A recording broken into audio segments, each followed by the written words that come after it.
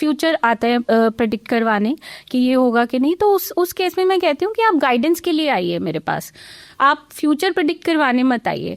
अगर कोई रेमेडीज़ की ज़रूरत है तो हम वो दे सकते हैं, कोई अगर नेम करेक्शन रिक्वायर्ड है हम वो कर सकते हैं, क्रिस्टल्स कोई बहुत अच्छे क्रिस्टल्स हैं स्टूडेंट्स के लिए हम वो उसको दे सकते हैं ताकि ही कैन गिव हिज 100%। तो इस तरह की जो जनरल प्रेडिक्शंस होती हैं क्या वो काम करती हैं? एक 1-to-1 आपका जब आप एक सेशन होता है आपका टैरो रीडर के साथ, तो वो हमेशा आपके लिए अच्छा ही रहता है as compare to the general reading. क्या मैं अपने नाम चेंज करके और अपनी डेट ऑफ बर्थ को अलाइन करके और उसके साथ में अपना मोबाइल नंबर भी अलाइन करके, और जैसे आपने कहा कि लोग घर भी चूज़ करके लेते हैं, तो मैं आपका घर का नंबर भी आपके हिसाब से ले लूँ और गाड़ी का नंबर भी आपके हिसाब से ले लूँ, तो कैन यू गारंटी कि मेरा फ्यूचर जो है वो सिक्योर हो सकता है?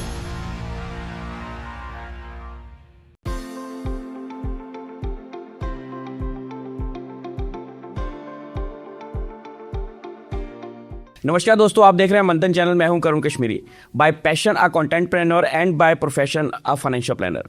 तो आजकल मार्केट में टैरो रीडिंग और न्यूमरोलॉजी, इन दो चीज़ों के ऊपर बहुत सारी बहस भी छिड़ी हुई है और बहुत सारे वीडियोस भी इस चीज़ों के ऊपर आ रहे हैं। तो हमने सोचा क्यों ना फिर एक और एपिसोड न्यूमरोलॉजी और टैरो के ऊपर ही बनाया जाए। तो आज हमने अपने स्टूडियो में आमंत्रित किया है मिस दिव्या जी को। वो टैरो रीडिंग करती हैं और साथ साथ में न्यूमरोलॉजी भी करती हैं। तो जानेंगे इनके टैरो और न्यूमरोलॉजी के प्रेडिक्शंस कैसे बाकी न्यूमरोलॉजिस्ट या टैरो का रीडर से अलग हैं, कैसे ये अपने आप को उन सबसे अलग करती हैं और कैसे इनकी दी हुई प्रेडिक्शंस आज तक काम करें। Divya ji, welcome to our show. सबसे पहले तो थैंक यू करुण जी, आपने मुझे इनवाइट किया अपने शो में। देखिए, टैरो न्यूमरोलॉजी में मेरी जर्नी शुरू हुई जब मैं कह सकती हूँ कि टैरो ने मुझे चुना इसके लिए। तो ये चीज़ मुझे जब मैं टैरो करती रही हूँ, न्यूमरोलॉजी करती रही हूँ, तो मुझे समझ में आया कि मैं शायद इसी के लिए ही बनी थी। तो before that I was house wife, proudly taking care of my family, but कहीं ना कहीं लगता था कि समथिंग इज़ मिसिंग, कुछ तो मैं मिस कर रही हूँ, I want to do something else. तो ऐसा सोच के और चीज़ें कुछ शुरू की, लेकिन फिर लगा कि नहीं, ये नहीं है। जब भी कुछ करती थी लगता था no, this is not it, कुछ और है जो मेरी कॉलिंग है। तो जब मुझे ये मिला, टैरो मिला, मुझे न्यूमरोलॉजी मिला, तो तब मुझे समझ में आया कि येस, दिस इज़ इट, यही मैं हमेशा से चाहती थी। और अब जब मैं कर रही हूँ और मेरे बड़े अच्छे हैप्पी सेटिस्फाइड क्लाइंट्स हैं, तो ये मुझे बहुत लाइफ में सेटिस्फेक्शन दे रहा है। सो आई एम वेरी हैप्पी। अच्छा मैम, वैसे तो बहुत सारे लोगों ने बहुत सारे एपिसोड्स इस तरह के देखे, लेकिन फिर भी हम जो लोग आपके थ्रू हमारे साथ नहीं जुड़ेंगे, उनके लिए अगर हम एक जनरल बात करना चाहें, एक्चुअल में टैरो कार्ड रीडिंग होती क्या है? सो देखिए, टैरो कार्ड रीडिंग में basically tarot works on energies, वो रीडर की एनर्जी और जो सामने क्लाइंट बैठा है उन दोनों की एनर्जी से हम कह सकते हैं प्रेडिक्शंस करते हैं या हम कुछ गाइडेंस निकालते हैं। तो वो जब कार्ड्स हम निकालते हैं तो उनको उन कार्ड से ही अपने फ्यूचर के लिए गाइडेंस मिलती है। तो जैसे क्लाइंट्स मेरे पास आते हैं, वो फ्यूचर आता है प्रेडिक्ट करवाने कि ये होगा कि नहीं, तो उस केस में मैं कहती हूँ कि आप गाइडेंस के लिए आइए मेरे पास, आप फ्यूचर प्रेडिक्ट करवाने मत आइए, क्योंकि the best way to know your future is to create it. तो फ्यूचर हमें अपना क्रिएट करना है। एक एग्जांपल देती हूँ, कोई बच्चे का एग्ज़ाम है, किसी ने एंट्रेंस अपना देना है, या फिर कोई भी जनरल एग्ज़ाम है, तो पेरेंट्स अगर आकर ये पूछें मुझसे कि मैम हमारा बच्चा पास हो जाएगा या नहीं, इसमें होना चाहिए कि मैम मेरा बच्चा एग्ज़ाम प्रिपेयर कर रहा है, तो वहाँ पर हम ये चेक करें कि उसकी तैयारी कैसी चल रही है, उसकी वीकनेसेस क्या हैं, उसके स्ट्रेंथ्स क्या हैं, वो कहाँ इम्प्रूवमेंट एरियाज़ हैं, कहाँ हम वो और अच्छा कर सकता है ना। अगर कोई रेमेडीज़ की ज़रूरत है तो हम वो दे सकते हैं, कोई अगर नेम करेक्शन रिक्वायर्ड है हम वो कर सकते हैं, क्रिस्टल्स कोई बहुत अच्छे क्रिस्टल्स हैं स्टूडेंट्स के लिए हम वो उसको दे सकते हैं ताकि ही कैन गिव हिज 100%, है ना। तो ऐसे में ये सिर्फ फ्यूचर प्रेडिक्ट करवाना है तो आप किसी टैरो कार्ड रीडर के पास जाइए ही मत, या न्यूमरोलॉजिस्ट के पास। आप हमेशा, मैं ये कहती हूँ कि आप गाइडेंस के लिए आइए।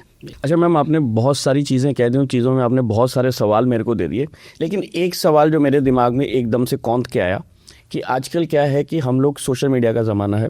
सोशल मीडिया में अभी कुछ दिन पहले मैं एक रील देख रहा था, क्योंकि मेरा नंबर 2 है, तो वहाँ पे एक रील आ रही थी कि मैं टैरो कार्ड एक प्रेडिक्शंस कर रही हूँ, अगर 2 फरवरी से पहले ये रील आपके पास आती है और अगर आपका मूलांक 2 है तो आप इसको इस एनर्जी के साथ कनेक्ट हो जाइए और जो मैं बता रही हूँ ये आपके लिए वर्क करेगा। तो मैम इस तरह की जो रैंडम रील्स आती हैं, क्या उस तरह जैसे आपने अभी कहा कि जो सामने प्रेडिक्ट करवाने आ रहा है और जो रीडर है उसकी एनर्जीज आपस में अलाइन होनी चाहिए, तो इस तरह की जो जनरल प्रेडिक्शंस होती हैं क्या वो काम करती हैं?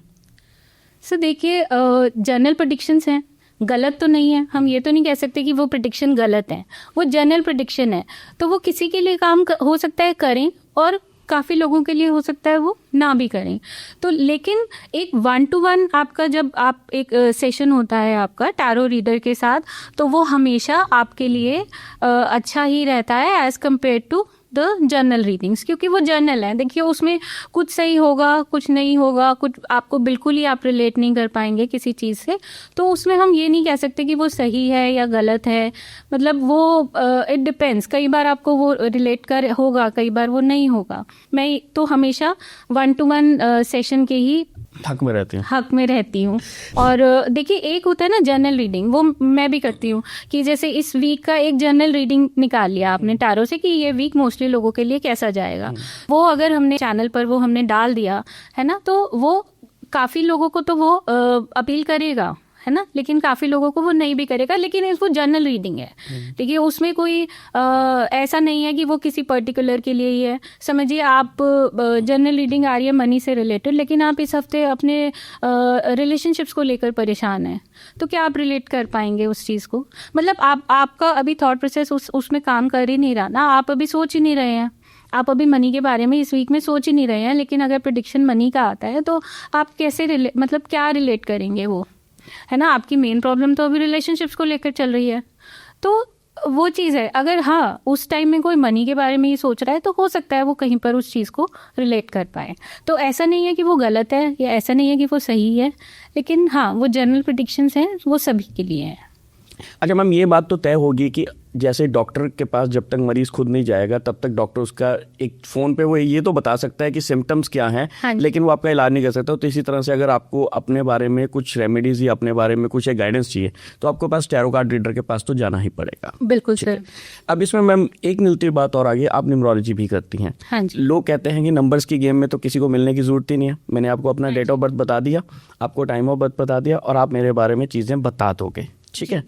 अब आजकल क्या हो गया कि सारे लोग खुद ही न्यूमरोलॉजिस्ट बन चुके हैं, क्योंकि लोगों ने इतना सारा बता दिया है कि ये मेरा मूलांक है, ये मेरा ड्राइवर है, ये मेरा कंडक्टर है, तो आधे तो लोग न्यूमरोलॉजिस्ट खुद ही बन गए हैं। तो क्या नंबर्स की कैलकुलेशन करना ईजी है, इसलिए हर दूसरा आदमी अपने आप को ये कह रहा है कि मैं भी न्यूमरोलॉजिस्ट हूँ? देखिए ऐसा है, नंबर आप बिल्कुल जान सकते हैं। देखिए न्यूमरोलॉजी, अब जैसा कि आप कह ही रहे हैं कि सब लोग जानते हैं, तो उसमें हमारे पास एक बेसिक नंबर होता है जिसको हम मूलांक नंबर कहते हैं, ड्राइवर नंबर कहते हैं या साइकिक नंबर भी बोलते हैं। तो वो बेसिक नंबर आपका क्या होता है, जो आपका बेसिक नेचर बताता है, आप कैसे हैं, है ना। तो मतलब आप ये समझिए कि आप घर पर कैसे हैं, वो आपका हो गया बेसिक नंबर। तो बेसिक नंबर कैसे होता है, अगर आपका डेट ऑफ बर्थ 2 है, 11 है, 29 है, 20 है, तो आपका बेसिक नंबर 2 है ना। वो उसने आपका बेसिक नेचर बताया। फिर एक आता है डेस्टिनी नंबर, ठीक है। डेस्टिनी नंबर हमारा क्या होता है, जो हमारा डेट ऑफ बर्थ है उसका अगर हम टोटल करें, डेट ऑफ बर्थ है 15 जुलाई 1999, तो अगर हम इन सबको ऐड करेंगे तो हमारा टोटल होगा 41। तो आपका डेस्टिनी नंबर आपका क्या हो गया, 5, है ना।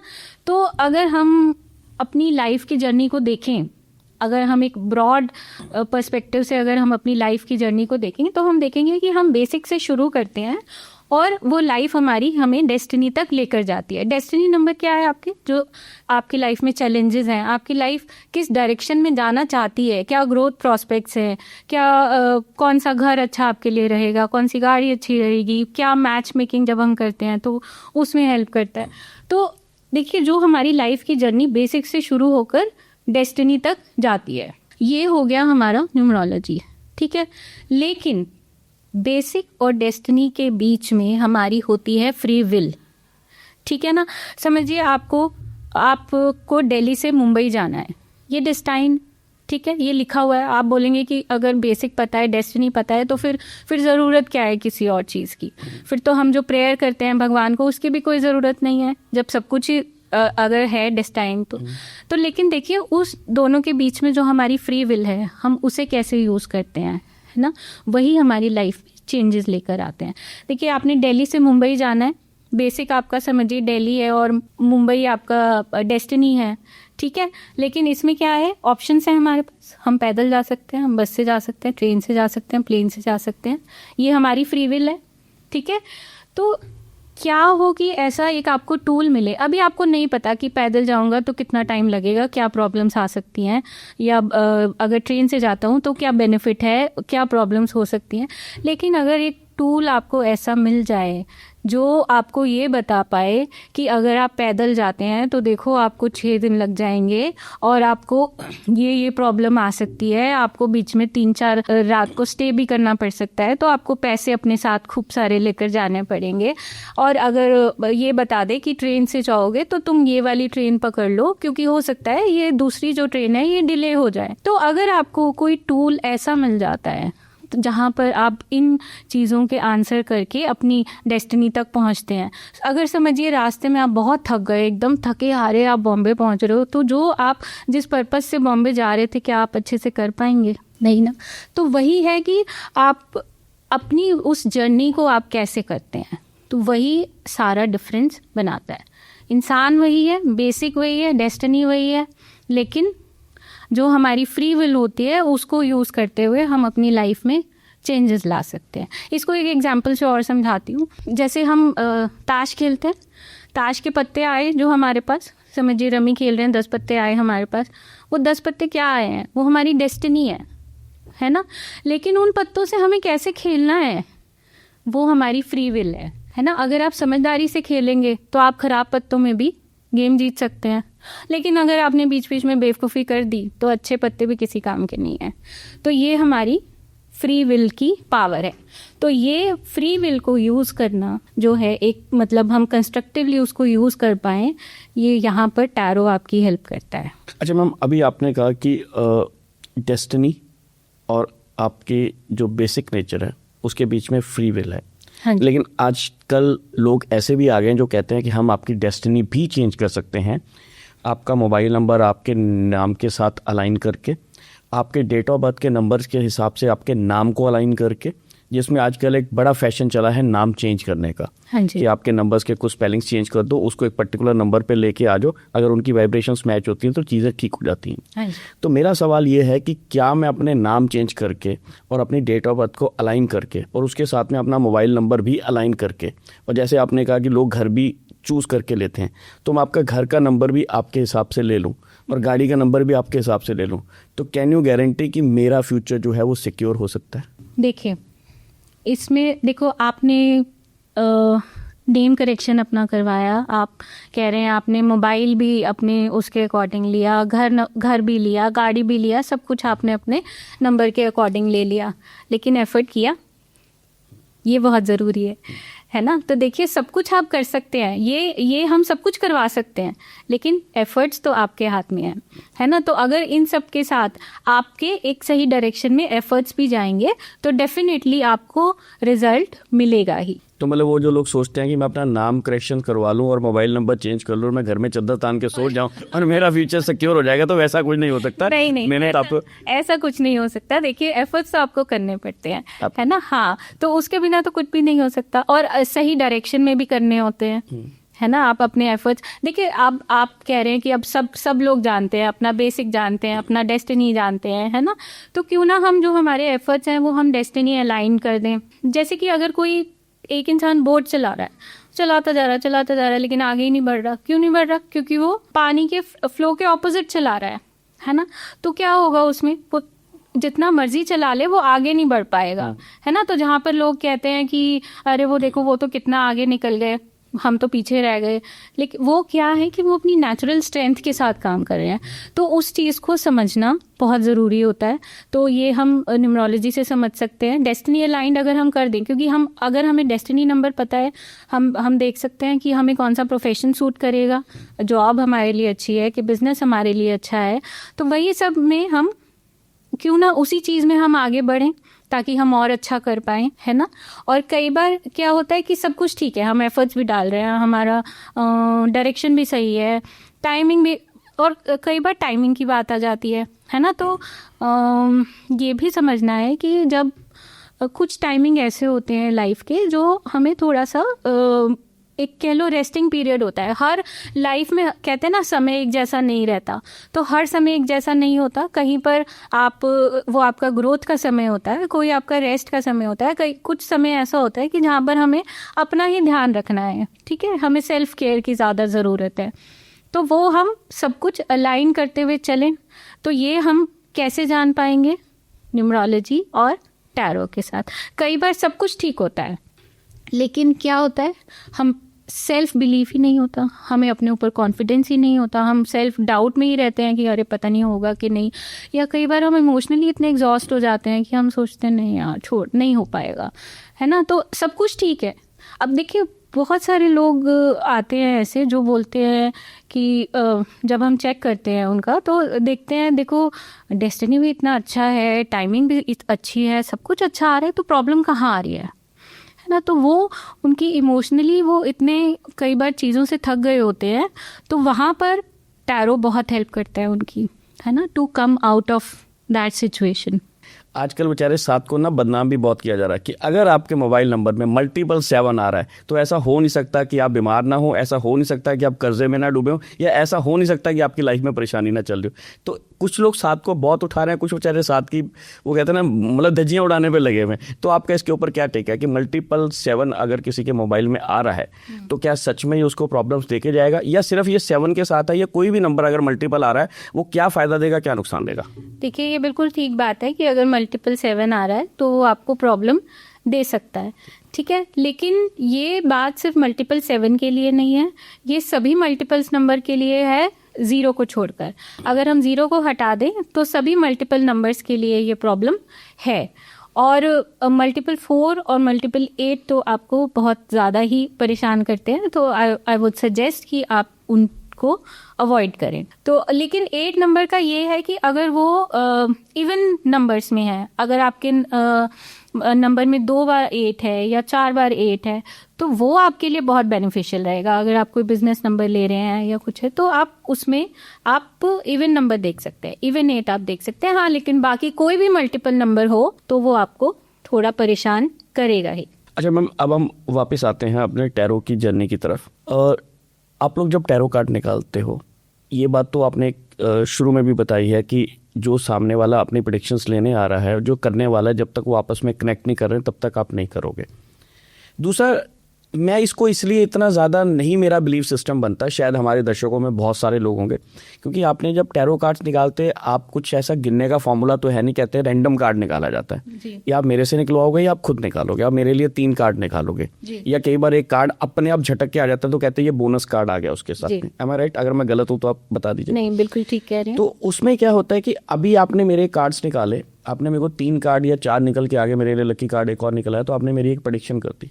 अब मैं 15 मिनट के बाद आपको दोबारा पूछता हूं तो ना आप ये गारंटी कर सकते हैं कि वही 4 कार्ड निकल के आएंगे, ना सामने वाले का जरूरी है कि वही 4 कार्ड वो निकालेगा। हाँ।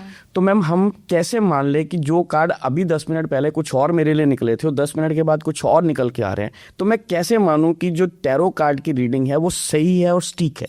देखिए, सबसे पहले तो ये है कि आप अगर किसी भी टैरो रीडर के पास जाएंगे तो वो सेम क्वेश्चन के लिए इतने छोटे से टाइम में दोबारा कार्ड नहीं निकालेंगे। रीज़न क्या होता है कि जब आपका कोई क्वेश्चन है उसके लिए हमने कार्ड निकाले, 3 कार्ड, 5 कार्ड, 11 कार्ड, जो भी निकाले, फिर अगर वही जो है वही आपके लिए सही आंसर होता है, अगर हम थोड़ी देर बाद फिर उसको निकालना चाह रहे हैं तो फिर वो जो आंसर आएगा ना, जो सेकेंड टाइम में या थर्ड टाइम में, वो आंसर पर हमें रिलाई नहीं करना है। वो बिल्कुल भी ठीक आंसर नहीं होगा। आंसर जो फर्स्ट टाइम में आएगा वही ठीक होगा। दिव्या जी, एक चीज़ मैं और पूछना चाहूँगा आपसे। टैरो के साथ में क्रिस्टल्स की बहुत बात होती है और मैं देख रहा हूँ आपने भी बहुत सारे क्रिस्टल्स पहन रखे हैं। क्रिस्टल्स की जो एनर्जी है वो कितना इफ़ेक्ट करती है? और दूसरा, लोगों के साथ ये भी एक बिलीफ है कि क्रिस्टल अपने आप में बहुत महंगे होते हैं। तो इन 2 चीज़ों का जवाब मेरे को आपसे चाहिए। देखिए, सबसे पहली बात तो अब आजकल सबने देखा ही है ऑनलाइन, तो मुझे नहीं लगता कि क्रिस्टल्स महंगे हैं। देखो, अगर हम पहले टाइम से करते आ रहे हैं, पंडित जी ने बोला पुखराज पहनिए, एमरल्ड पहनिए, रूबी पहनिए, तो अगर आप उसको देखेंगे तो वो कितना एक्सपेंसिव, कुछ आपको सिल्वर में बनवानी है, रिंग बनवानी है, कुछ आपको गोल्ड में बनवाना है, so they are so expensive, but as compare to them crystals are not at all expensive. और रही बात उनके इफेक्ट की, तो they are very effective and मुझे बहुत पसंद है पर्सनली, अपने लिए भी, अपने क्लाइंट्स के लिए भी। जैसे निकोला टेस्ला ने बोला है, if you want to know the universe, think in terms of energy, frequency and vibration. Crystals होते हैं, ये हमारी जो ओवरऑल जो हमारी वाइब्रेशन है, इसको इम्प्रूव करते हैं। ठीक है, हमारी जो फ्रीक्वेंसीज है, तो जब अगर हमारी वाइब्रेशन पॉजिटिव हैं, अच्छी हैं, तो हम पॉजिटिव अट्रैक्ट करते हैं। ठीक है, तो यहाँ पर क्रिस्टल्स हमारे काम आते हैं। तो ये बहुत अच्छे हैं, बहुत इफेक्टिव होते हैं, लेकिन इसमें देखिए, एक मैं आपको कहना चाहती हूँ कि आप जहाँ से भी लेते हैं, तो एक जेन्युइन आपको पता होना चाहिए कि वो क्रिस्टल जेन्युइन है या नहीं है, क्योंकि मार्केट में बहुत सारे ऑनलाइन स्टोर्स पर बहुत फेक क्रिस्टल्स भी मिल रहे हैं। ठीक है, तो अब जिस बहुत लोगों ने लिए हैं, तो क्या सभी को उनका इफेक्ट मिल रहा है ना? क्योंकि काफ़ी तो हम ये कह सकते हैं कि काफ़ी जगह पर फेक है। दूसरा ये बात है कि देखो, आपने ऑनलाइन ऑर्डर किया, आपके पास आया, आपने पहन लिया, लेकिन आपके पास आने से पहले वो क्रिस्टल कितने हाथों से गुजरा है, तो वो क्रिस्टल हर उस हाथ की एनर्जी को कैरी कर रहा है। तो आपने प्यूरिफाई नहीं किया, आपने उसको एनर्जाइज नहीं किया, और आपने सीधा उसको पहन लिया। तो जब कोई भी इस क्रिस्टल को टच करता है ना, तो उसकी एनर्जीज जो है वो क्रिस्टल कैरी कर लेता है। ठीक है, कई बार होता है, देखिए, कि हमने क्रिस्टल पहने हैं लेकिन अचानक से ब्रेक हो जाता है ना? ये भी तो, ऐसे भी तो केसेस होते हैं। तो वो क्यों होता है कि जब वो नेगेटिविटी एब्जॉर्ब कर लेता है सारी, जब उसकी लिमिट क्रॉस हो जाती है, तो तब वो अपने आप ब्रेक हो जाता है। तो यानी कि उसने एनर्जीज कैरी की ना, तो यही होता है। तो मेरा ऐसा मानना है, ये मेरा एक पर्सनल व्यू, क्रिस्टल्स अगर आप ले ही रहे हैं, तो आप अपने हीलर से या आप अपने रीडर से लीजिए, जो कि क्रिस्टल्स को प्योरीफाई करके पर्सनली आपके लिए एनर्जाइज करके देते हैं। तो जब आपके लिए पर्सनली कोई क्रिस्टल एनर्जाइज किया जाता है, तो उसका जो बेनिफिट है वो आपको 10 टाइम्स ज़्यादा मिलता है।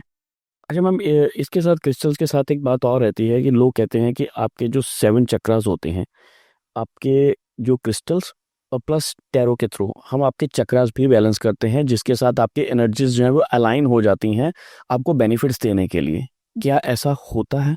बिल्कुल होता है। देखिए, चक्रास जो हैं वो हमारी बॉडी में एनर्जी सेंटर्स होते हैं। ठीक है, तो देयर आर मेजर 7 चक्रास। तो अगर हम ऐसे नीचे से शुरू करें, सबसे पहले आता है हमारा रूट चक्रा। तो रूट चक्रा जो है, ये आपको लाइफ में स्टेबिलिटी देता है, फाइनेंशियल स्टेबिलिटी देता है, आपको आपकी हेल्थ को स्टेबिलिटी देता है। ठीक है, तो जो एक इनसिक्योरिटी होती है ना आपकी लाइफ में, वो उसको दूर करता है अगर आपका रूट चक्रा बैलेंस्ड है। ठीक है, अब आप सोचेंगे कि ठीक है, इसका बैलेंस इम्बैलेंस का क्या फर्क पड़ता है? तो देखिए, ये ना एक विशियस सर्कल जैसा बन जाता है। अगर आपका रूट चक्रा ब्लॉक्ड है या इम्बैलेंस्ड है, तो क्या होता है, आपको फाइनेंशियल अपॉर्चुनिटीज मिलनी कम हो जाती हैं। ठीक है, फाइनेंशियल स्टेबिलिटी नहीं रहती, आपकी हेल्थ ठीक नहीं रहती। और अगर आपकी हेल्थ ठीक नहीं रहती, आपको फाइनेंशियल स्टेबिलिटी, फाइनेंशियल आपको प्रॉब्लम हो रही है, तो आपका रूट चक्रा ब्लॉक हो जाता है। तो अब इस सर्कल को हम कैसे तोड़ेंगे? हम अपना रूट चक्रा बैलेंस करेंगे। ठीक है, तो रूट बैलेंसिंग के लिए देखिए, योगा बहुत अच्छा है ना? थेरेपीज होती है बहुत, और क्रिस्टल्स बहुत अच्छा वर्क करते हैं।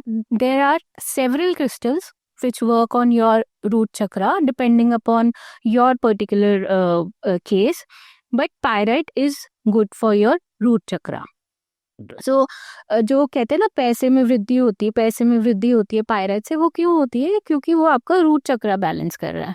इसमें मेरा ये मानना है, देखिए, कि अगर आप ऑनलाइन कुछ भी आप देख के ले रहे हैं कि इससे ये होता है, तो मैंने ये ले लिया, इससे पैसे बढ़ते हैं, ये ले लिए, लेकिन अगर आप इसको ऐसे समझेंगे ना, तो मेरा ये मानना है कि ये बिलीफ है कि दे आर लाइक मल्टीविटामिन्स। ठीक है, मल्टीविटामिन किसी को सब ले सकते हैं, लेकिन अगर आपकी कोई पर्टिकुलर प्रॉब्लम है, कोई भी है, सिर दर्द है, कुछ है, तो उसके लिए तो आपको डॉक्टर के पास जाना पड़ेगा ना। तो मल्टीविटामिन हर कोई ले सकता है, किसी को उसकी ज़रूरत होगी, कोई विटामिन उसको चाहिए होंगे, कोई नहीं चाहिए होंगे, तो वो कोई भी ले लेगा। लेकिन अगर आप कोई डॉक्टर के पास जाते हैं तो वो आपका पहले कहेगा लाओ मैं आपके पूरे टेस्ट करता हूँ, मैं चेक करता हूँ, फिर आपको क्या क्या ज़रूरत है तो मैं आपकी ज़रूरत के हिसाब से मेडिसिन देता हूँ। ठीक है, तो ये थोड़ा एक्सपेंसिव तो रहेगा ही। मल्टीविटामिन आप ऑनलाइन ऑर्डर करेंगे 800-1000 रुपये का बॉक्स आ जाता है, आप 1 महीना 2 महीना जो भी होता है वो आप खा सकते हैं। ठीक है, लेकिन अगर आप डॉक्टर के पास जाएंगे तो 500-1000 तो डॉक्टर की कंसल्टेशन आप देंगे ही ना, प्लस आप टेस्ट करवाएंगे। लेकिन ये है कि उससे आपकी हेल्थ में जो चेंज आएगा, क्या वो सिर्फ मल्टीविटामिन लेने से आएगा? तो यहाँ पर ये वाला एक डिफरेंस आ जाता है। ठीक है। अच्छा मैम, एक चीज़ मेरे को ना बहुत बार ये दिमाग में आती है कि कहते हैं जब तक आदमी को पड़ती नहीं ना, तब तक आदमी कभी भी उस चीज़ के ऊपर बिलीव नहीं करता, तब तक वो जाता नहीं है। इसी तरह से जब तक हमारा अच्छा समय चल रहा होता है, हम किसी भी हीलर के पास, किसी टैरो कार्ड रीडर के पास या किसी पंडित जी के पास या न्यूमरोलॉजी, एस्ट्रोलॉजी, मतलब नंबर ऑफ ऑकल्ट साइंसेज, हम कहीं पे भी नहीं जाते जब तक चीज़ें सही चल रही होती हैं। और जैसे ही हमारा थोड़ा सा डामाडोल होना शुरू होता है, फिर हम उसके लिए रास्ते ढूंढने शुरू कर देते हैं। क्या ऐसा है कि जब आपका एक्चुअल में समय सही होना शुरू होता है, तभी आप किसी एस्ट्रोलॉजर या हीलर के पास पहुंचते हो? अदरवाइज अगर आपकी डेस्टिनी में लिखा है कि आपने ये कष्ट सहना है, तब तक आप चाहते हो भी, आपको पता ही यहाँ से इलाज हो सकता है, लेकिन आप जा नहीं पाते हो। क्या डेस्टिनी रोल प्ले करती है इस चीज़ में भी? जी, बिल्कुल ठीक कह रहे हैं आप। बिल्कुल डेस्टिनी रोल प्ले करती है, और जब हमारा टाइम आता है ना, तभी हम उसके पास जाते हैं, तभी हम एक हीलर के पास या एक टैरो रीडर के पास तो हम तभी पहुंचते हैं। तो इंटेंशंस पर भी ये डिपेंड होता है। ठीक है, हम क्या चाह रहे हैं। अगर हम, मतलब कई बार होता है कि हमें अपनी, हम बहुत परेशानी में है, लेकिन उसी में ही हम बड़ा कंफर्ट फील करते हैं कि हम परेशान तो हैं लेकिन हम चेंज नहीं करेंगे, क्योंकि चेंज जो है वो ज़्यादा मुश्किल लगता है लोगों को, है ना? तो ऐसे में ये है कि आपको टैरो रीडर के पास आपको प्रॉब्लम लगती है या किसी भी हीलर के पास, आपको, आप अगर जाएँगे तो आप कुछ ना कुछ सॉल्यूशन ज़रूर लेकर आएँगे। अच्छा मैम, जैसे आपने ये कहा कि अगर मतलब मैंने बोला और आपने उसको जस्टिफाई किया कि जब आपका सही समय आता है तभी आप उस किसी भी हीलर के पास या किसी भगवान के पास या किसी पंडित जी के पास जाते हैं, अदरवाइज आप जा ही नहीं पाते। तो ये बात तो कंफर्म हो जाती है कि अगर मेरी डेस्टिनी में जब मेरा सही समय आना शुरू होता है, तभी मेरे को सही रास्ते दिखने शुरू होते हैं, अदरवाइज मेरे को रास्ते भी नहीं दिखते हैं। जी। अब इसके साथ में एक जुड़ी हुई बात और आ जाती है कि मेरे को अपने बिलीफ सिस्टम को वहाँ तक पहुँचाने के लिए कुछ ना कुछ तो उपाय मेरे को खुद भी करने पड़ेंगे, कुछ एफर्ट्स तो मेरे को अपने भी लगाने पड़ेंगे। क्योंकि जब तक अगर मेरे एफर्ट्स ही नहीं है, अब मेरे को जितनी मर्जी एनर्जीज पास आउट कर दो, अगर मैं उसको बंद करके बैठा तो मैं उस एनर्जीज को ले ही नहीं पाता हूँ। बिल्कुल ठीक। ठीक है ना? अब इसमें एक बात और आ जाती है कि जैसे आपने कहा कि ये सारी चीज़ें होती हैं और लोग इसके ऊपर बिलीफ भी करते हैं। तो मैं आपसे एक सिंपल को एक लाइव केस जानना चाहूँगा कि जिसको आपने, चाहे उसके नेम करेक्शंस करवाए हों, चाहे आपने उसका मोबाइल करेक्शन कराया हो या आपने कुछ भी करेक्शन कराया, और उसके बाद लगता है कि हाँ, उसके साथ जो जिस प्रॉब्लम में था वो उससे बाहर निकल के आया। ऐसे बहुत सारे केसेस हैं जहाँ पर हमने नेम करेक्शन करके पर्सनल नेम में करेक्शन किया तो बहुत चेंजेस आए, या बिजनेस नेम में अगर करेक्शन किया तो बिजनेस में बहुत इम्प्रूवमेंट्स हुई। ऐसे बहुत केसेस हैं। अभी एक मैं आपको रीसेंट बताती हूँ कि जब हम हाउस नंबर की बात करते हैं तो एक हम कहते हैं कि 8 और 4 नंबर का घर किसी को नहीं लेना चाहिए। एक क्लाइंट है, उनका 8 नंबर का ही घर है। 8 नंबर क्या होता है ना, जो हाउस नंबर होता है वो एक्सट्रीम्स देता है, हम कह सकते हैं कि अगर हेल्थ खराब है तो फिर वही चलती जा रही है ना? कोई केस अगर हुआ है तो वो ही सालों साल चलता जा रहा है, नहीं हो रहा सॉल्व। अगर बेटे पैदा हो रहे हैं तो बेटे ही होते जा रहे हैं, गर्ल्स पैदा हो रही हैं तो गर्ल्स हो, तो ये एक्सट्रीम्स देता है, तो हमें अवॉइड करना चाहिए। किसी को एक्सट्रीम में पैसा भी देता है कि पैसे आ रहे हैं तो बस आते ही जा रहे हैं, आते ही जा रहे हैं, इसके रुक नहीं रहे हैं। ऐसा भी होता है, ऐसा भी होता है, लेकिन अगर उसकी भी डेस्टिनी 8 हो, okay, अगर अगर जैसे हस्बैंड वाइफ, अगर दो लोगों के नाम से वो घर है तो दोनों की अगर डेस्टिनी 8 है तो फिर तो बल्ले बल्ले है। मतलब अगर जिसका 8 नंबर का डेस्टिनी नंबर है और वो 8 नंबर के घर में चला जाए तो मतलब उत्तर सबकी लगे। हाँ, वो उसके लिए बहुत लकी हो। देखिए, अगर किसी का ओनर का डेस्टिनी नंबर 8 नहीं है तो फिर वो हमेशा प्रॉब्लम देगा। तो एक मेरे क्लाइंट आए थे, तो उन्होंने बोला कि ऐसे ऐसे ये सब प्रॉब्लम चल रही है हमारे घर में, और उनका बहुत टाइम से डिस्प्यूट चल रहा था अपने कजन्स के साथ, जैसे घर जो है उसकी वो प्रॉपर्टी को लेकर।